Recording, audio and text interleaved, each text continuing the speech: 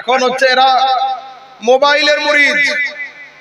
আগে হাত ছিল এইখান থেকে নিয়ে এই পর্যন্ত, এখন উঠতে উঠতে উঠতে উঠতে এইখানে হাত চলে এসেছে যুবকদের। 2026 সাল পর্যন্ত হাত যদি এইখানে আসে, 2030 সাল পর্যন্ত এই হাত হয়তো মাথায় চলে যাবে, এইখান থেকে নিয়ে ডাইরেক্ট। এত উপরে উঠছে কেন? সিহাসিত্তার আবু দাউদের মধ্যে নেই?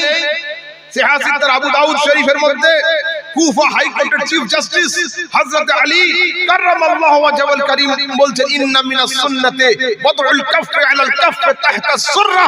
রাসূলের সুন্নাত হলো বাম হাতের উপর ডান হাত রেখে নাভির নিচে রাখা। এটাই হলো নবীর সুন্নাত। এখন দেখছি আমাদের যুবকরা মসজিদে আসছে তো খালি মাথায় নামাজ পড়ছে। আচ্ছা কেন? আপনাদের গ্রামগঞ্জে তো একটু কম আছে, হয়তো শহর অঞ্চলে বেশি।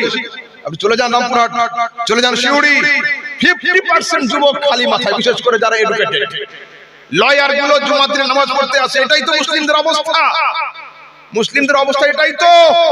বলুন ভারতবর্ষের শিখ সম্প্রদায় কত পার্সেন্ট?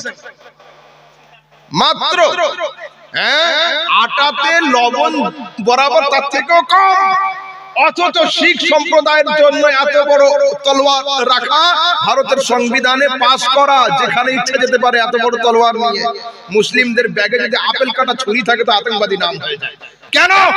এই জন্যই যে তলোয়ার নেওয়া ছিল মুস্তাফার সুন্নাত, তলোয়ার হাতে রাখা ছিল আবু বকরের সুন্নাত, তলোয়ার হাতে রাখা ছিল ওমরের সুন্নাত, উসমানের সুন্নাত, আলীর সুন্নাত, তালহার সুন্নাত, বেলালের সুন্নাত।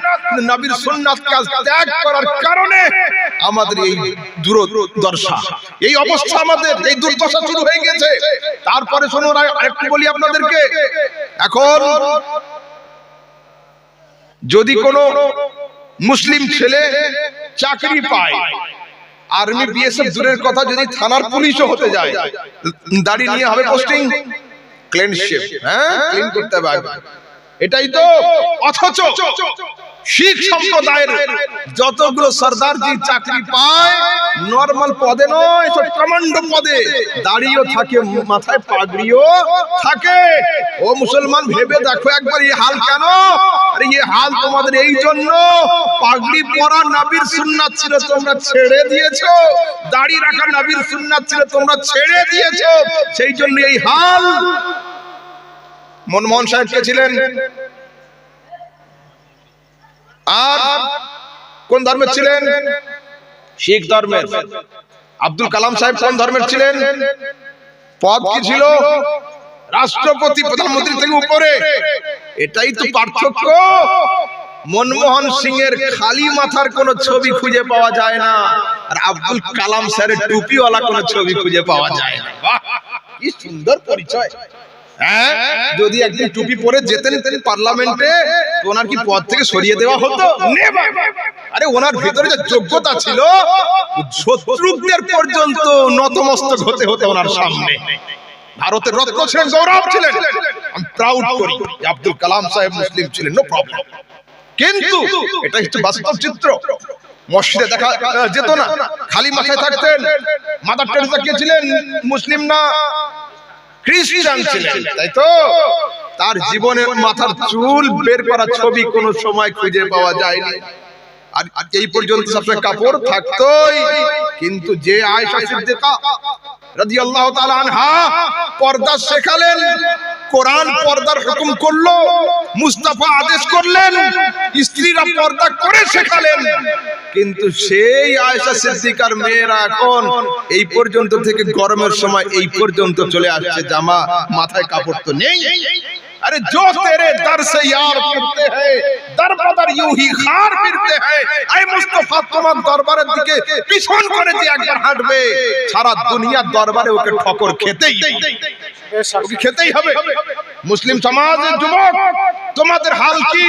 ইমাম আহলে সুন্নাত লিখছেন, দিল লহবে কোনা তুঝে, সব সুবহ তক সোনা তুঝে, শর্মে নবী খৌফে খুদা, ये भी नहीं वो भी नहीं। ফজরের আযান হয়, বিছানায় থাকে, এশার আযান হয়, ফ্রি ফায়ার আর পাবজিতে থাকে। শর্মে নবী খৌফে খুদা, রাসূলের দেখে লজ্জাও নেই, খোদার দেখে ভয়ও নেই। আমাদের সমাজের যুবকরা মোবাইলে চার্জ করে কখন জানেন? রাতের বেলা যখন আব্বু আম্মুর সঙ্গে ডিনার করতে বসে ওই সময় মোবাইলে চার্জ লাগে, দেখবেন। হ্যাঁ, বাস্তব একদম।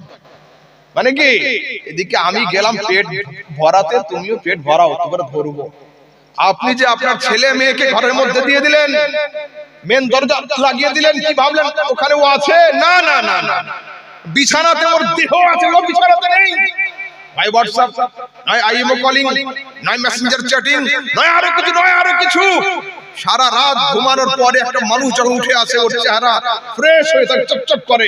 না, আমাদের সমাজের যুবক ভাইয়েরা যখন বিছানা থেকে উঠে আসে, চোখগুলো এক হাঁটু করে ঢোকা থাকে, দাড়িগুলো উলঝি উলঝি, বালগুলো বিখরা বিখরা, মনে হয় রাতে চুরি করতে গিয়ে ধরা পড়েছিল, খুব মার খেয়েছে।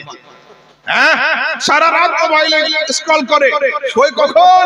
মুয়াজ্জিন যখন আওয়াজ দেয় আসসালাতু খায়রুম মিনান নাওম, ওর হাত থেকে মোবাইলটা পড়ে যায়, ইন্না লিল্লাহি ওয়া ইন্না ইলাইহি রাজিউন। এটাই তো অবস্থা। তোমাদের ভেতরে পরিবর্তন কবে আসবে? চেতনা কবে আসবে? পরীক্ষার রেজাল্ট আউট হওয়ার আগে যত পারো প্রিপারেশন নাও, পরীক্ষার হলে যাওয়ার আগে যা ইচ্ছা করো, আপত্তি নেই, পড়ো, কেউ মানা করবে না। কিন্তু রেজাল্ট বের হয়ে গেলে যত কান্না করো, ফয়কাল ল, কিন্তু পাশে পরিবর্তন হবে না। ফয়কাল লই থাকবে। ইমাম লিখছেন, আজ লে উনকি পানা, আজ মদদ মাंग उनसे, फिर ना मानेंगे कियामत में, घर मान गया, মানতে হয় আজ মানো, স্বীকার করতে হয় আজ স্বীকার করো। কিয়ামতের দিনে ফেরেশতাদের হাতে ডান্ডা দেখে মানি করলে মামলা ঠান্ডা হবে না। যা করতে হবে আজকে